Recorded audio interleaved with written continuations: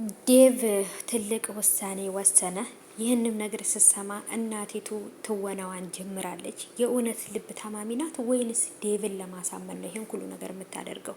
እንግዲያውስ ዴቭ አንተ እሷን ቤሪን የማታገባ ከሆነ በጭራሽ አዴን የማታገባም ብለው ነበር። አንቺም እንደ እናት ግዴታ ትቀበይኛለሽ፣ እኔም አገባታለሁ፣ ሙሽራ ያደርጋታለሁ ብሏታል። በጣም ነው ችግር እየተፈጠረ ያለው። ይሄ ሁሉ ነገር የሆነው በዚች ሰይጣን በሆነች ፍቅር የተነሳ ነው ማለት ነው ውዶቼ።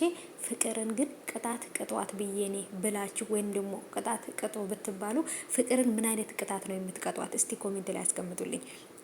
አሰላሙ አሌይኩም ወራህመቱላሂ ወበረካቱ። ሰላም ውድ የተከበራችሁ የቻናሌ ተከታታዮች እንዴት ናችሁ? ከኔ ጋር ሁሉ ሰላም ነው። ሰላማችሁ ብዝት ትርፍ ይበልልኝ ባላችሁበት ውድ ቤተሰቦቼ። ለዚህ ቻናል አዲስ ከሆናችሁ ሰብስክራይብ አድርጋችሁ ቤተሰቡ ነው። ነባሮች እንኳን በሰላም መጣችሁ ብያለሁ። ተወዳጁን የአዴን ድራማ የምትወዱ የምትከታተሉ ዛሬ ዴቭ በወሰነው ውሳኔ እጅግ በጣም ደስ ተሰኝታችኋል ብዬ ተስፋ አደርጋለሁ። እስኪ ምን እንደተሰማችሁ እሱም በተናገረው ነገር በውሳኔው የተስማማችሁ ወይንም ደስ ያላችሁ ኮሜንት ላይ ሀሳባችሁን አስቀምጡልኝ። በጣም ተስፋ ቆርጦ ከዚህ በኋላ ግን ማንም ሰው ቢሆን አዴይን ለማግባት እንደማያስቆመው ነው የተረዳ ነው።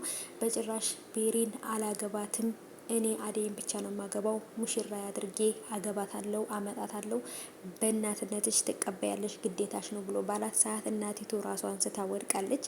የሚያስደነግጣትና የሚያስጨንቃት ነገር ላይ መራቅ አለባት ብሎ ዶክተሩ ተናግሮ ነበረ። እንግዲህ ያው ምክንያቱም የልጇ ውሳኔ ከፊቱ ላይ ከዴቭ ፊት ላይ ያየችው ቆራጥነትን በቃ ቆራጥ እንደሆነና ከዚህ በኋላ ከአዴይ ውጭ ሌላ ሴት ማየት እንደማይችል አዴይን ካጣ ሙሉ ለሙሉ ልጁ ህይወቱ እንደሚበላሽ ፊቱ ላይ እየተረዳች ይመስለኛል። ምክንያቱም በጣም ተናዶ የደም ስሩ ሁላ ተገታትሮ ነበር ማለት ነው ውዶች። አይታችሁት ከሆነ በቃ ፊቱ ላይ ራሱ ላብላብ ነበር ሲለው የነበረው። በጣም ነበር የተናደደው እና ምክንያቱም በሱ ህይወት ላይ ቤሪም እናቲቱም ሁሉም ሰው በሱ ህይወት ላይ ኃላፊ ሆኖ እየወሰነበት ነው ያለው። ስለዚህ ቤሪም ወይንም እናቲቱ አይደለችም የዴቭን ህይወት የሚወስኑት። እሱ የሚመቸውንና ለእኔ ትገባኛለች ብሎ ያሰባትን ሴት የማግባት መብት አለው። አዴይ ደግሞ ለእሱ ትበዛበታለች እንጂ አታንስበትም። የፍቅርም እናትም ዴቭ እኔ አዴይን እንዲያገባ የወሰንኩት የአዴይን ማንነት፣ የአዴይን ክብር፣ የአዴይን እንትን ስለማቅ ነው። አንቺም ግን እሷን ብታቂያት ይቺ ከራሷ ጋር የተጣላች ሴት ጋራ ልታጋቢው ልጅሽን አትወስኝም ነበር ብላታለች። እውነት ነው። ቤሪ በነገራችን ላይ የሆነ ጸባይዋ በጣም ነው የምታስጠላው። ከራሷ ከፈሷ ጋር እንኳን ያልተስማማኝ ሰው ናት፣ እንኳን አይደለም ከሌላ ሰው ጋር።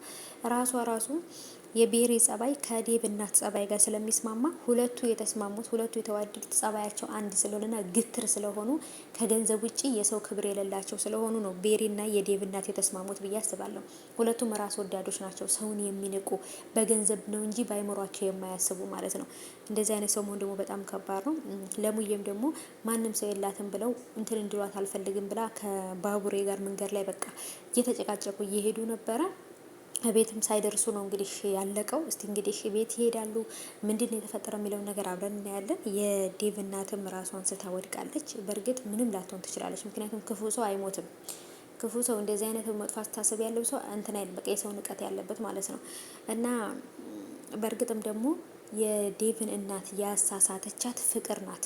ያልሆነ ነገር ነግራ፣ እሷ ግን ከቤሪ ጋር ለማጋባት ሳይሆን ፍቅር ራሱን ዴቭን ማግባት ስለምትፈልግ ነበረ እናቲቱን ጠርታ ነገሩን ያበላሸችው ማለት ነው።